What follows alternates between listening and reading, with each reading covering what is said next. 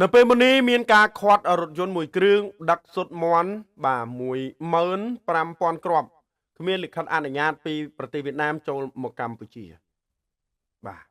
គឺដឹកចូលមកទឹកដីកម្ពុជាឆ្ពោះមកទីក្រុងភ្នំពេញតែម្ដងបាទនៅស្រុកខ្មែរអត់មានពងមន់ទេមិនស្រួលណាចឹងតោះចូលទៅលំអិតព័ត៌មានដូចតទៅក្រុមអន្តរាគមន៍បង្ក្រាបបាត់ល្មើសចលនាសត្វនៃអគ្គបាទរដ្ឋានសុខភាពសត្វនិងផលិតកម្មសត្វបានខាត់រថយន្តមួយគ្រឿងក្រោយរកឃើញសុទ្ធមន់បាទ50ដុំស្មើនឹង15000គ្រាប់ដោយគ្មានលិខិតអនុញ្ញាតប្រតិបត្តិការបង្ក្រាបនេះដែរធ្វើឡើងនៅវេលាម៉ោង6:05នាទីល្ងាចថ្ងៃទី4ខែមិថុនាឆ្នាំ2025នេះតាមបណ្ដោយផ្លូវលំសង្កាត់ព្រែកឯងខណ្ឌច្បារអំពៅរាជធានីភ្នំពេញក្រុមអន្តរាគមន៍បង្ក្រាបបទល្មើសចលនាសត្វបានឲ្យដឹងទៀតថាមានបណ្ដាញសម្ងាត់បានរាយការណ៍ថាមានរថយន្តមួយគ្រឿងបាទម៉ាកនៅពុកម៉ែបងសាំយ៉ុងបាទអ៊ីស្ថាណាដឹកសុទ្ធមន់ចូលទៅបាទកាន់រាជធានីភ្នំពេញរហូតមកដល់វេលាម៉ោងកើតហេតុក៏ប្រទះឃើញរថយន្តដែលដឹកសុទ្ធមន់ខាងលើបើកតាមបណ្ដោយផ្លូវលំសង្កាត់ព្រែកឯងខណៈនោះក្រុមអន្តរាគមន៍បង្ក្រាបបទល្មើសចលនាសត្វបានដេញស្ទាក់និងខាត់បាននៅនឹងកន្លែងតែម្ដង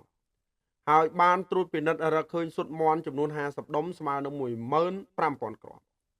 ក្នុងនោះជំនាញបានសាកសួរទៅកាន់ម្ចាស់រថយន្តមួយគ្រឿងបានឲ្យដឹងថាបើកចេញពីប្រទេសវៀតណាមតាមច្រករបៀងស្រុកព្រះស្ដេចខេត្តព្រៃវែងឆ្ពោះមកលក់ចាយចាយនៅរាជធានីភ្នំពេញ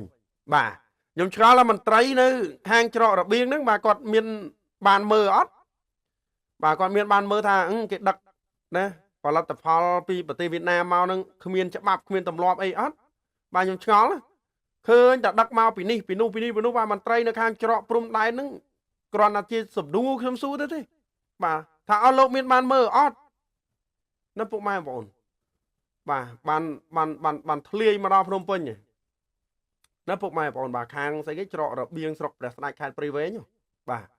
ក្រោយសាកសួររួចរាល់ក្រុមអន្តរាគមន៍បង្ក្រាបបទល្មើសចលនាសត្វបានធ្វើការខាត់និងនាំយកវត្ថុតាងទៅរក្សាទុកនៅទីតាំងចតាល័យស័កសត្វរបស់អគ្គនាយកដ្ឋានសុខភាពសត្វនិងផលិតកម្មបាទសត្វដើម្បីអនុវត្តតាមនីតិវិធីផ្លូវច្បាប់បាទអរគុណបាទលោកពូក៏ដូចជាបងដែលបង្ក្រាបបទល្មើសបាទការនាំចូលគេថានៅសុទ្ធមន់ដែលគេថាបាទมันមានច្បាប់មានទម្លាប់ត្រឹមត្រូវជាចុងក្រោយបាទសូមជម្រាបលា